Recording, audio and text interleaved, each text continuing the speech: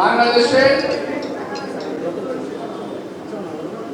বিশেষ করে বিএনপির হাতে এই দেশের স্বাধীনতা সার্বভৌমত্ব নিরাপদ যেমন তেমনি আমাদের অন্য নাগরিক যেমন আমি সংকল্প কথাটা বললাম না, এটা আমরা বলি না।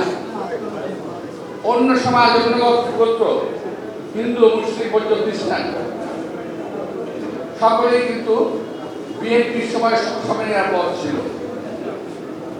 আপনাদের আত্মীয় যারা বাংলাদেশে এখন আছেন আমার হিন্দু ভাইদের, আপনি একটু হিসাব করে দেখবেন যে আপনাদের আত্মীয় যারা ভারত চলে গেছে তারা কখন গেছে, কিভাবে গেছে, একটু হিসাব করে দেখবেন যে বিএনপির সময় যদি 1% দিয়ে থাকে আওয়ামী লীগ সময় গেছে 100%।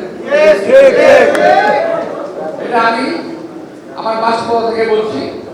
আমি এই এলাকার সন্তান, আমার চেয়ে ভালো কেউ জানে না, কেউ বুঝবেও জানে না, বুঝবেও না। অনেকে হয়তো আসবে, আপনার মণ্ডপে আসবে, কথা বলবে, কিন্তু আমার মতো কেউ আসবে না যে বলতে পারবে, দাবি করতে পারবে যে আমি এলাকার সন্তান।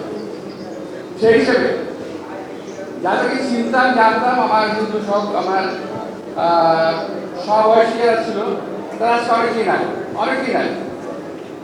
আর যারা নতুন আপনারা আসছেন, আপনাদের প্রতিযোগিতা বলছি, নিপীড়ন এবং বিতাড়ন যদি হয়ে থাকে হিন্দুদের উপর, সেটা আমাদের সময় হয়েছে, সময় নয়।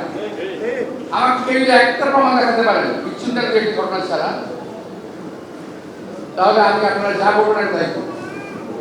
বিষয়টি হলো বিএনপির হাতে এই দেশে জাতি, যে কোনো জাতি ধর্ম সম্প্রদায় নিরাপদ এবং এই দেশের স্বাধীনতা নিরাপদ।